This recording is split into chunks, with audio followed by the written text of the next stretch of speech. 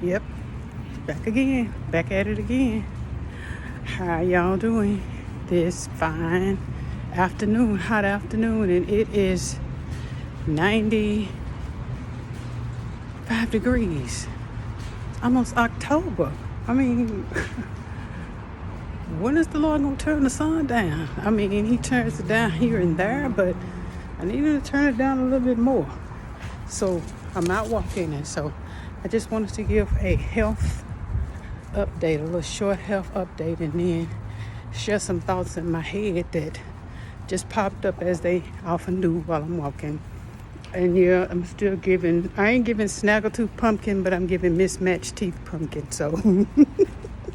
So, probably this week, hopefully, I'll have teeth that match. By the end of this week, hopefully by October, I'll be able to smile for my birthday month and have teeth that actually match. But anyway,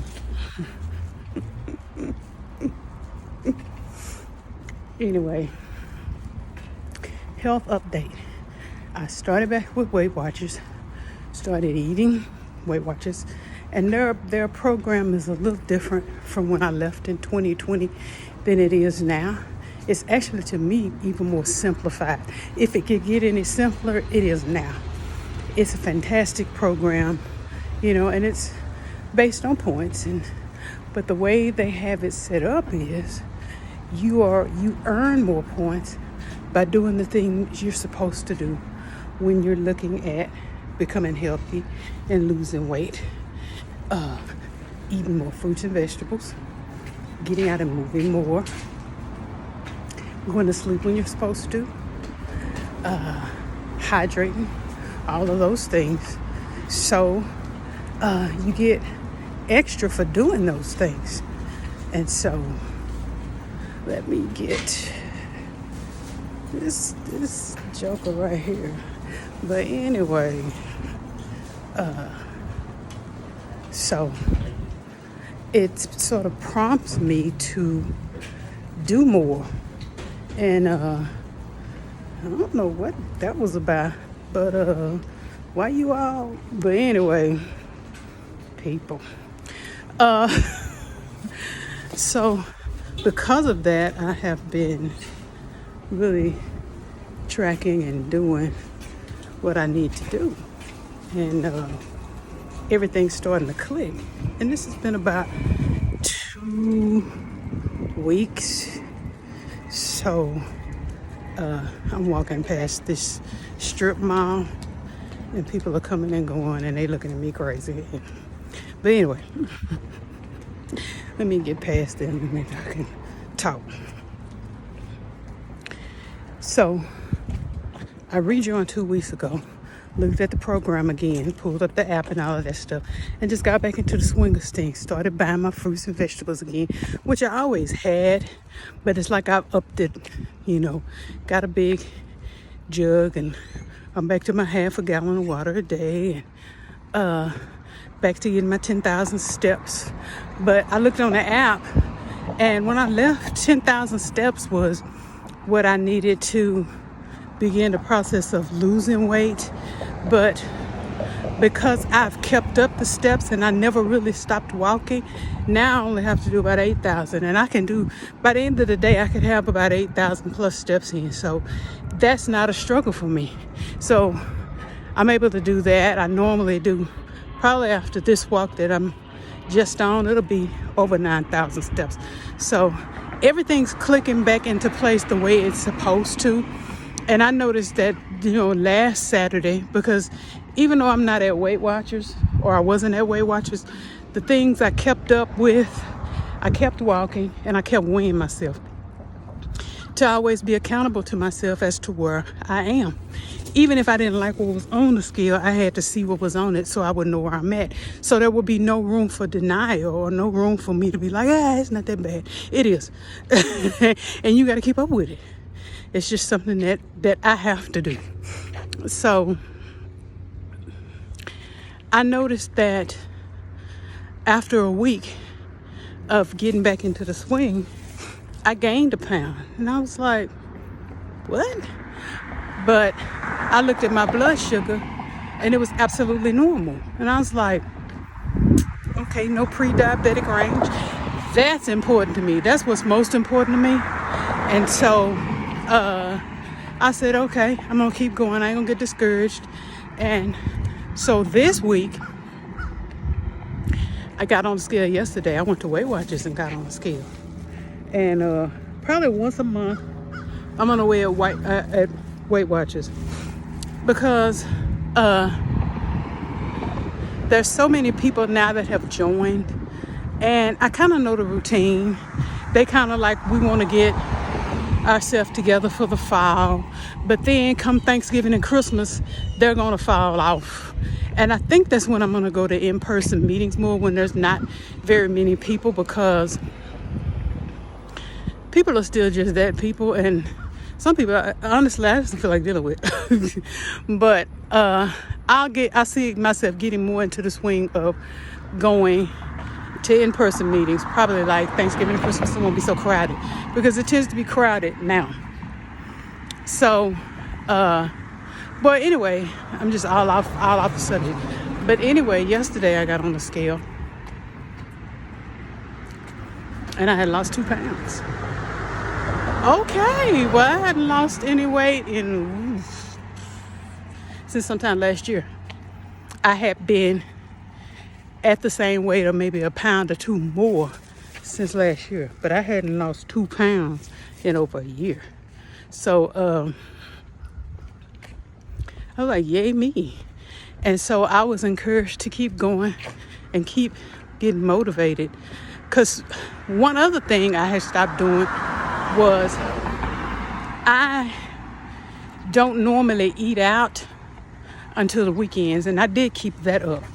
I'm not a person who eats out every day, where I used to eat everything out every day. Now, anytime somebody asks me to go somewhere for lunch or for dinner during the week, I cringe, and I know that's something I'm going to have to get over. But I'm not comfortable at all eating out during the week, because I know I don't care what I do. I don't care what exercises I do. My body personally will not, it will retain it, whatever it is. I don't care if it's the healthiest thing I can find. On Saturday, I know it's going to show on the scale, period. And so I just am not comfortable eating out, and I just don't eat out during the week. But on Saturdays and Sundays, I do. But I still don't go whole hog then either. I'm still watching carefully, and I have, I'm able to do that and exercise and all of that stuff, and I'm most comfortable with that. So I'm back into the routine, and things are going really, really good. Really good. So that's just a little short update. But the thing I want to bring to the forefront is,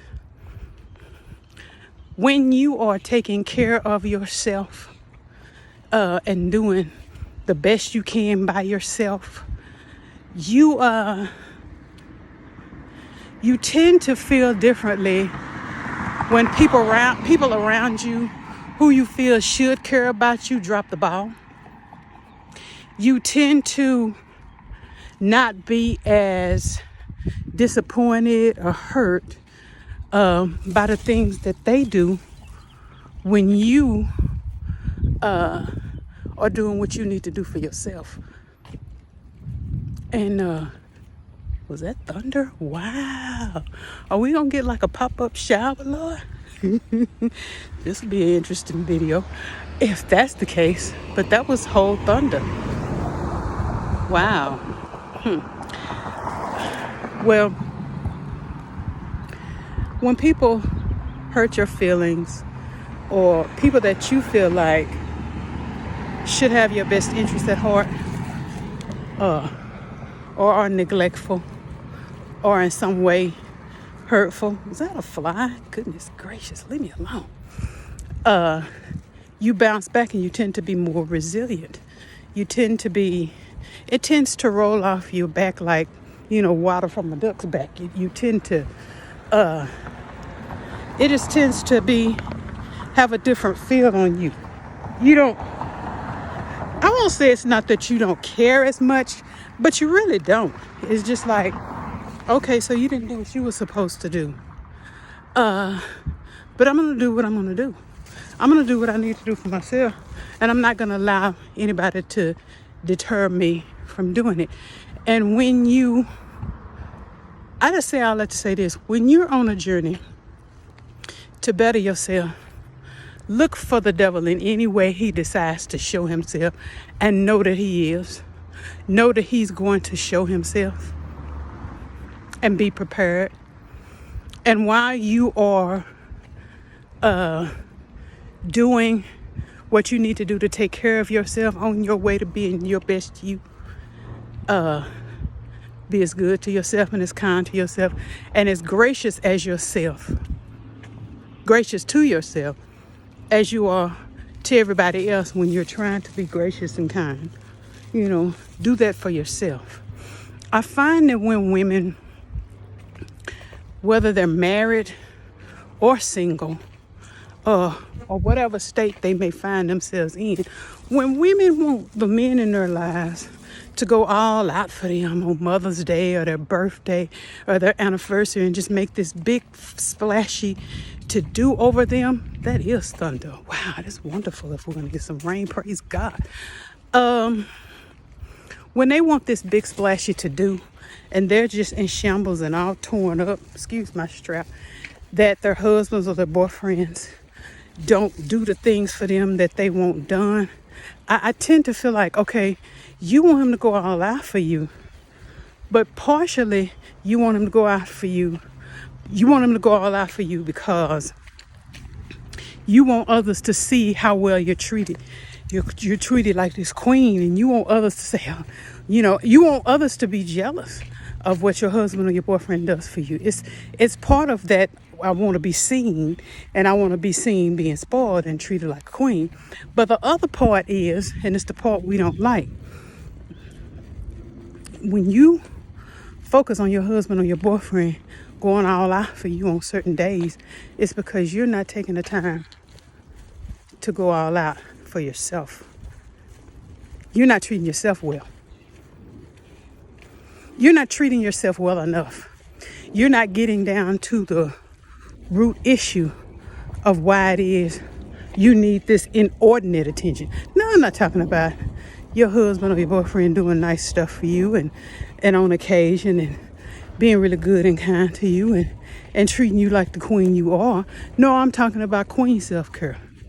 I'm talking about you knowing you a whole queen and treating yourself like a whole queen and carrying yourself like a whole queen and having the mindset of a whole queen and accepting nothing less than being treated like a whole queen.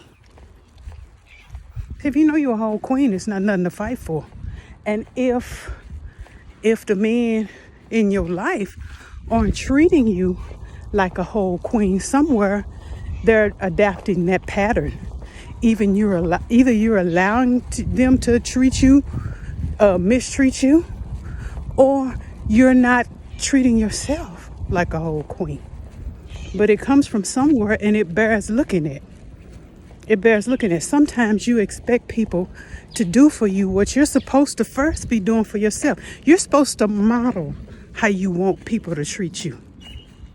Not just your significant others, but everybody around you, your boss, the people at church, the people in the grocery store. You're supposed to be modeling that. I was looking at a podcast last week, and a lady on the podcast said she walked around for years going, nobody likes me, nobody likes me. I'm black, I'm fat, I'm single, nobody likes me, nobody likes me.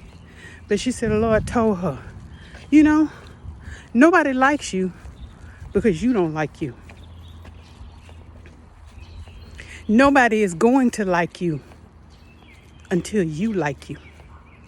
Until you find out deep down and do the work about why you don't like you, nobody else will like you. You teach people how to treat you. To a certain extent, you teach people how to treat you. There's some knuckleheads that'll try you.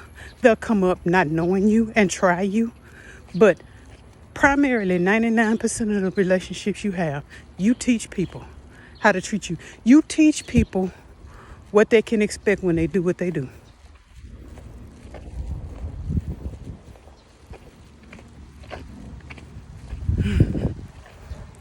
So on your journey, your walk with the Lord, your journey to better health, better relationships, better opportunities, more open doors to walk through, to bless the Lord and honor Him and bless and serve other people.